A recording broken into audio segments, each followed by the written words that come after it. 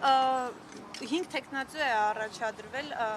ոնց է վարչության անդամ որպես ինչ ստանդարտներով եք առաջնորդվելու։ Հա, գաղտնի քվեարկությամբ ինչպես նախագահի տեխնացիան դեր։ Հարցնում եմ ձեր ընտրության հարցում ինչ անձամբ իմ ընտրության, բնականաբար իրենց հանձնառությունը մեր որդեգրած քաղաքական կուրսի սկզբունքների, այդ թվում նաև արժանապատվի, իրենց աշխատանքի արդյունավետությունը, մասնավորապես պարլամենտական գործունեությունում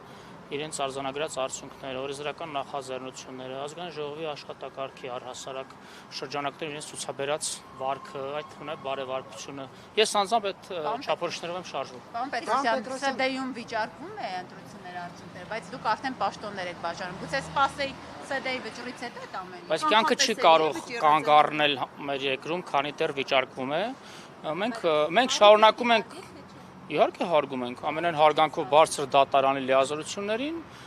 բարձր դատարանի լիազորությունները իրացնում, մենք մեր քաղաքական գործունեությունն ենք իրականացնում, երբ կունենանք կոնկրետ վճիռ, ապա կգործենք ելնելով այդ վճռի տրամաբանությունից եւ պահանջներից։ Պարզապես տպավորություն է, որ իշխանությունները 100%-ով գիտեն ՍԴ-ն ինչ որոշում է կայացնելու, դրա համար արդեն այս գործերը առաջ են գցում։ 100%-ով ոչ ոք ոչինչ չգիտի, ես նաև իմ անձամբ իմունից եմ ասում, եթե այդ իշխանություն լինեինք, վաղուց սահմանադրական մեծամասնությունը նկարած կլինենք, բայց ինչպես գիտեք, նույնիսկ շատ ասենց վիճահարույց, այսպես ասած, իրավիճակներ հասունացան, որը ընդդիմությանը տարավ սահմանադրական դատարանի դուռը։ Այդ մասով մեկնաբանություն չունեմ տալու, ավելին քան անհրաժեշտ է արդեն հնչել են մեր կողմից մեկնաբանություններ։ Ինչ որ քվոտայի խնդիր կա, որ սերից կլինի, թե ուղղակի մեկին է ընտրելու վարչության յուրաքանչյուր անդամ։ Չէ, մեր այս պահին արձանագրված ԿՀ պաշտոնական տվյալներով 3 փոխնախագահներից մեկը անդիմության ամենամեծ խմբակցությանն է հասնելու, մյուս երկուսը մեզ, եւ այդ տրամաբանությունից ելնելով մենք երկու տեխնացու պիտի առաջադրենք, բայց գենդերային չափորոշիչ այս դեպքում չենք սահմանել, ինչը որ կարծում եմ տեղին է, որովհետեւ արդեն ավելին քան գենդերային մոտեցումը մի անդամ։ Չէ, եկեք ընտրակարգի մեջ չխորանամ, բայց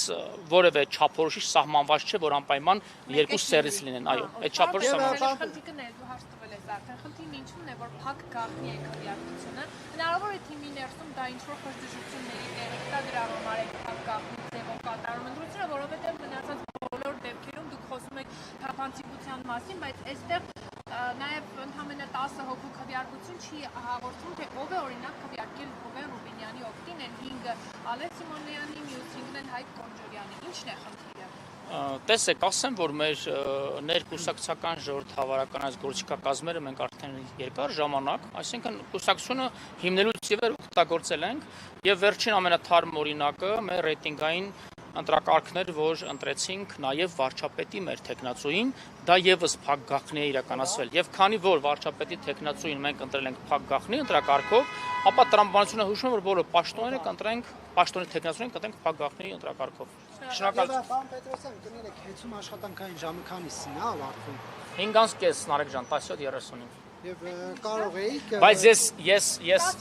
ես վարչական ակտով նշանակված պետական գործիչ եմ եւ իմ աշխատանքը հեծում նորմալորված չի, ես հեծում աշխատում եմ 24 ժամ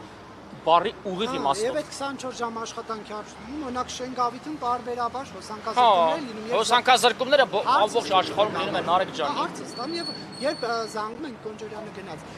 երբ զանգում ենք ասում են որ վթար է եղել, այսինքն այդ ինչ համակարգեր են, որ անդադ վթարվում են։ Այո, ցավոք պիտի նշեմ, որ այո շատ վատթար եւ խեղված էներգա համակարգ ենք ժառանգել եւ մի կերպ սպասարկումը իրականացնում ենք միջև կապիտալ խոշոր ներդրումային ծրագրերը կյանքի կոչվեն եւ էներգա համակարգի վատթար վիճակը շեշտակորեն բարելավենք։ Լավ օրից չի։ Ներդրում անելու թե մասնավորը։ Դա արդեն պետականացման վերջնական ավարտից հետո պարզ կլինի վերամասնավորեցման դեպքում մասնավորը, պետականացված մնալու դեպքում պետությունը գուցե կոնցեսիոն կառավարման տվի եւ կոնցեսորը նաեւ ներդրում վերարվի։ Քննարկում մասնավորների հետ։ Այս պահին չեմ, այս պահին նման քննարկում չկա։ Պետականացում ինչ փուլում է։ Բավականին ինտենսիվ առաջ է մաղվում պրոցեսները։ Շատ շուտով հուլիսի կեսերին արդեն կառավարությունը որոշում կընդունի հանրության գերակա շահ ճանաչելու, որին կհաջորդեն արդեն շուկայական արժեքի գնահատում եւ փոխհատուցում։ Շնորհակալ եմ։